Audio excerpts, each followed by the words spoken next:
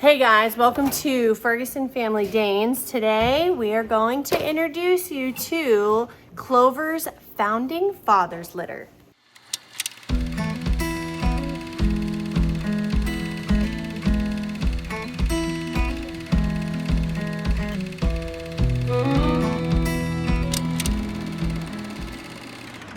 Okay, so I got back from a run with the big dogs and I am getting my breakfast. And Jency is doing ENS and ESI with the puppies. Oh, good. Tommy, in just a second. So she's doing ENS and ESI. I'll show you her in just a minute. But I wanted to give you an update on Clover's litter and how things are going. So if you guys didn't see my post, go check that out. But basically we had 2 puppies pass away from, I'm not sure what. We were watching them Saturday morning, keep an eye on them, listening for them. And one of my daughters went over and was like, "There's a dead puppy." I was like, "What?" And any time in the past where one has, like, the mom is stepping on them or squishing them or whatever, we can hear them and we're right here. But there was like no squealing, nothing. Jency, which one? Hang on one second. We're going to check in with Jency. How much did that one weigh yesterday? 25. And how much did it weigh today? 27. Yay! Gained 2 ounces. Nice. That's good. Not as much as some of the other ones, but still headed in the same direction. Good direction. So then that night, we were like all on edge and are like, okay, we've got to pay really, really close attention. And then same thing, another one passed away. So day 3 is notorious in the breeding world for fading puppies. There wasn't any signs ahead of time. So we really have no idea what happened. And I'm not over it now, but you just have to keep moving, because if you stay focused on those things too long, then you will put yourself in a position where you just don't want to do it. You don't want to deal with the heartbreak. So you feel it and you mourn, and then you keep on. So that's what we did this weekend. We started bottle feeding because then Monday morning, Clover developed mastitis. And Michaela's like, she just looks really sad and like she's not feeling that great. So we started feeling her teats, and she had definitely developed mastitis. So Michaela took her to the vet as quickly as possible and got her some, what is it, Michaela? Clavamox for the antibiotic, and then carprofen for pain and inflammation. So she's been on that, and she's doing, can I pick you up for a minute? Okay, hang on one second. So she's doing much, much better. And I don't know if that affects her milk supply, but the puppies had not really been gaining, and some of them had even dropped Monday. So we started bottle feeding, and they seem to be improving slightly, but not great. And then yesterday morning, Thursday morning, the children stayed up throughout the night, and then my shift started at 5 a.m. I came down and I was checking on all the puppies, counting them, making sure everything looks good. Talia, you have to be quiet. They can't hear me. Say hi. Hi. Hi. Okay, be quiet. Do you want a puzzle? Yeah. So I came down, and this puppy really wasn't, he kind of moved over and kind of started crying, and I was like, what on earth is going on? So his belly felt full, which when we bottle feed, for us, an indication to know that they are getting milk, we feel their bellies. And if their bellies are kind of nice and plump, we're like, okay, they have gotten milk, and we always fill them ahead of time, and they feel empty. And then, they plump up, and we know that they have gotten milk. So I woke up the girls. I'm like, did you just feed this puppy? And they were like, no, it's been 2 hours since we fed them. And I was like, well, maybe he's just got a blockage. He's got, some bowel issues. So I started, and I'm like, maybe Clover's not, stimulating him, because for those of you who don't know, I guess TMI, puppies and kittens are both like this. They do not pee and poop on their own. So mom licks them and stimulates them, and that's how they go for the first few weeks, or couple weeks, not few, couple weeks. And then they start, going on their own. So I took a washcloth and was stimulating him, and he had a bowel movement. I'm like, okay, good. And then he wasn't wincing as much. And I was like, okay, I'll just, put him on the heating pad here and let him go. And I think I even tried to bottle feed him a little bit, and he wasn't super interested. So I was like, okay, we'll just, take it easy here. So I started cleaning the kitchen, mopping, and I heard him crying again. So I came over here to the whelping box, and, he was still laying there, and I found some blood. There was like some mucousy blood on the whelping mat, and Clover was kind of keeping him cleaned up too. And I was like, oh no, this is not good. And then his breathing looked really tried. So at that point I knew that something was wrong. So, we don't have an emergency vet around where we live. And at this point it was like 6:30, and I knew that our vet started taking, like, their office hours don't open till later, but I knew that they were there, because that's when they start taking like their, surgery dogs for that day or whatever. So I rushed them in, and they took them, and she came in with in 10-15 minutes and basically said, at this point there's not a whole lot that we can do. So unfortunately we did, and we spent, I don't know, Michaela, how long do you think you were on the phone on and off with the doctor? At least an hour, I'd say, probably. Yeah. With all the different things. Yeah.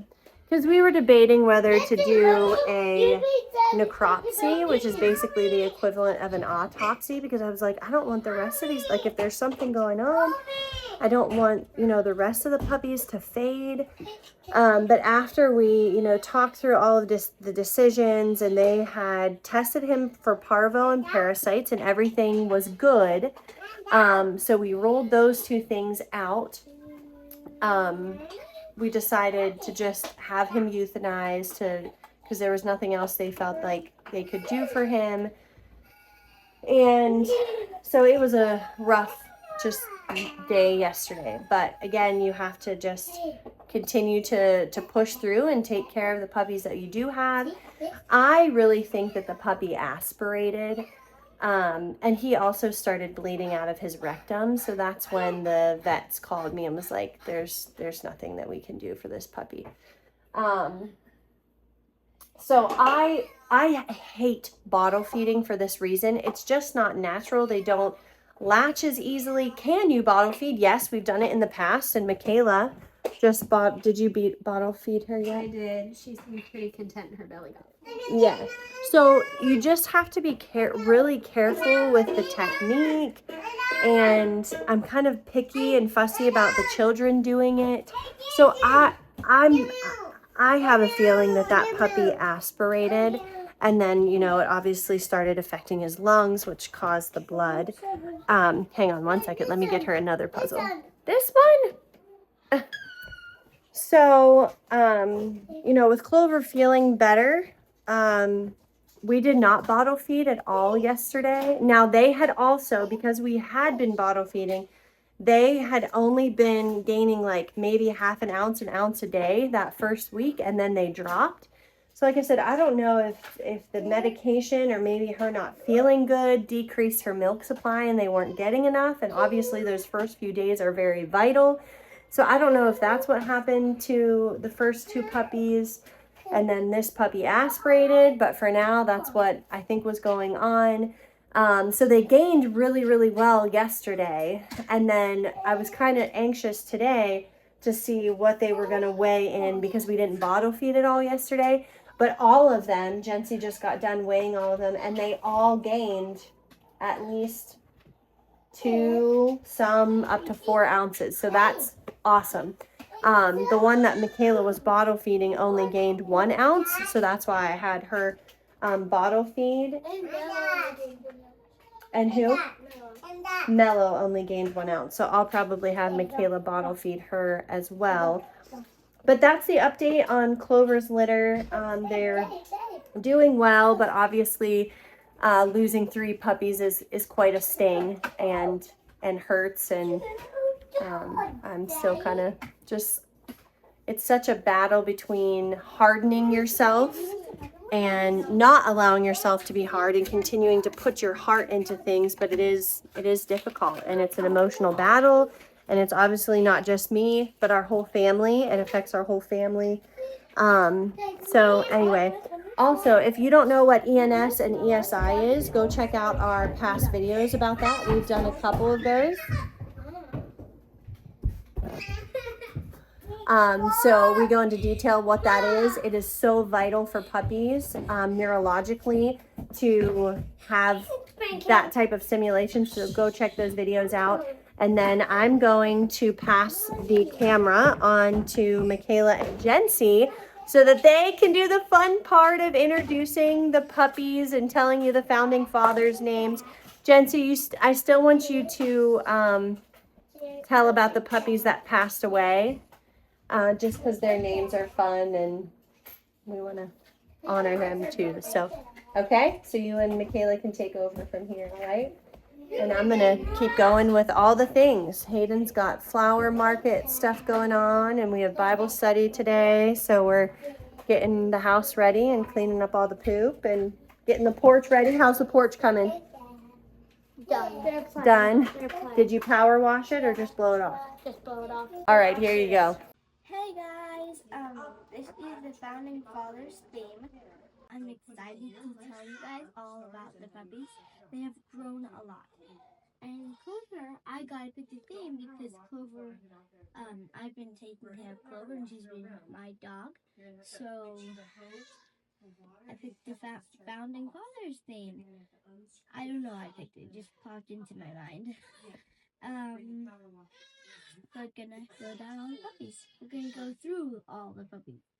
The first one is this one, and it's a boy, and his name is Marty, I think. That one's Marty. Sorry. So Marty already has his home, and that was what his family decided to name him, huh? Yep. Next one is George, right here.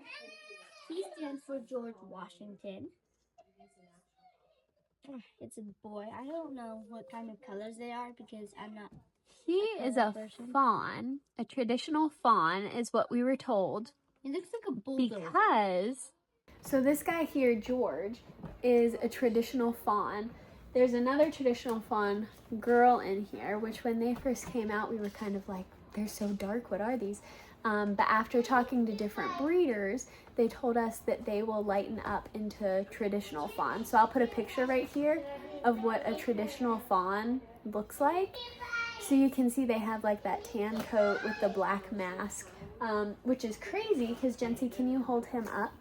Because when you look at him, his whole body is so dark. But over time, his body will lighten up to that tan. Some of the other breeders told us that it could be kind of sooty for a while, she had said. So kind of like a dark coat over the tan almost. But yeah, they will lighten up into that traditional fawn, which is crazy. So that was George. Yep. The next one is Abigail. This one right here. It's a girl, as you can tell. I did pick all the colors. I just picked red because it kind of pop out her skin. Yeah, it looks good. And she is, do you know what she is? No. She is a chocolate fawn. So if you can see her face, she kind of already has that rich chocolatey colored mask. Mm-hmm. And then again, her body will lighten up. It won't be quite the tan of a traditional fawn. It'll have kind of that chocolate hue to it, and it'll be super warm. But yeah, she is a chocolate fawn. Get off her head. Okay. Next one, Mr. Whitefield. He passed away yesterday. He looks like this one, and it's a boy.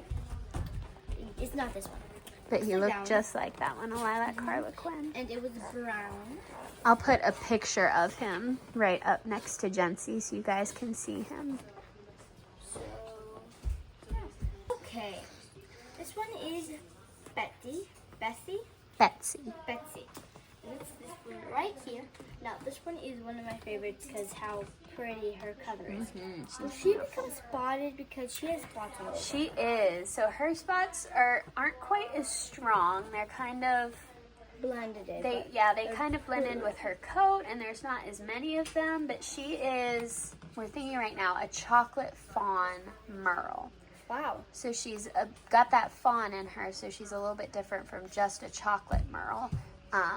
But yeah, she is super, super pretty. It's a girl. And her name was Betsy, right? Yep, Betsy. So cute. Most of them are girl names because most of the boys passed away. But that's okay. You go back to them.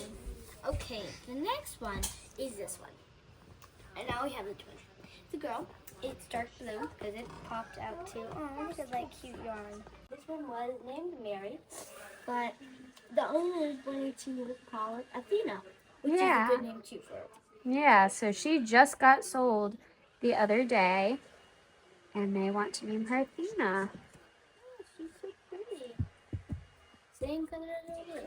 Okay, the next one is, what's that? The next one was Franklin. As in Franklin. Franklin. As in Franklin. I forget the rest of his name. He passed away too. He was orange.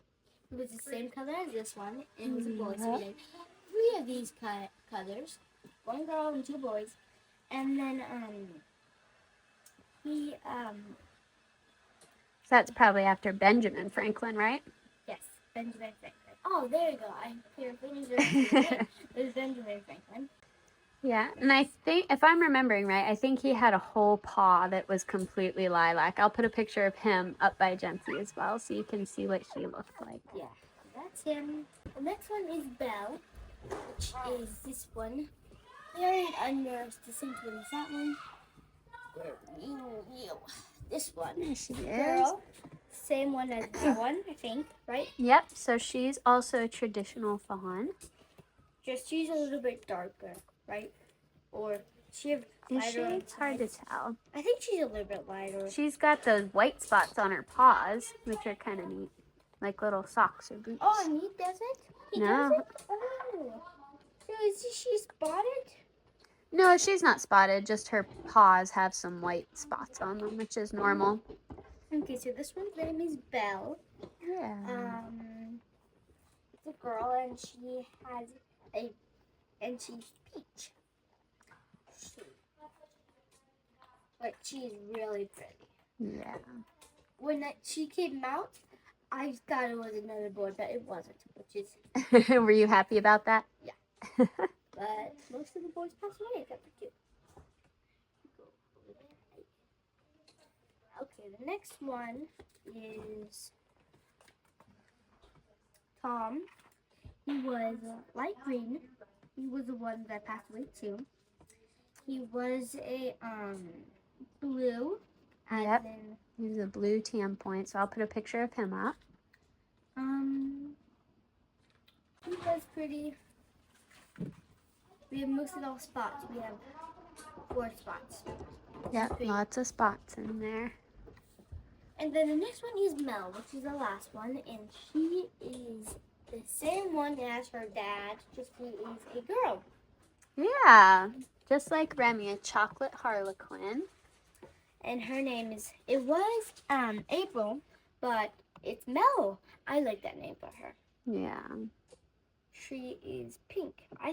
I really like her colors. She is beautiful. The family that had first pick of the litter picked her.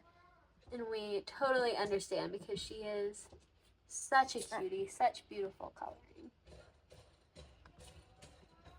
Okay, and that is the last of them.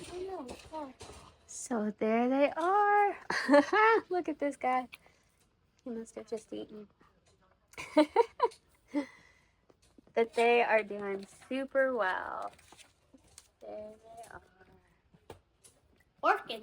Thank you so much for watching. I hope you like this video. Make sure you subscribe. If you do want a puppy, you can go to Family Danes and contact my mom, not Michaela's mom. But I hope you like this video. Bye. See you next time.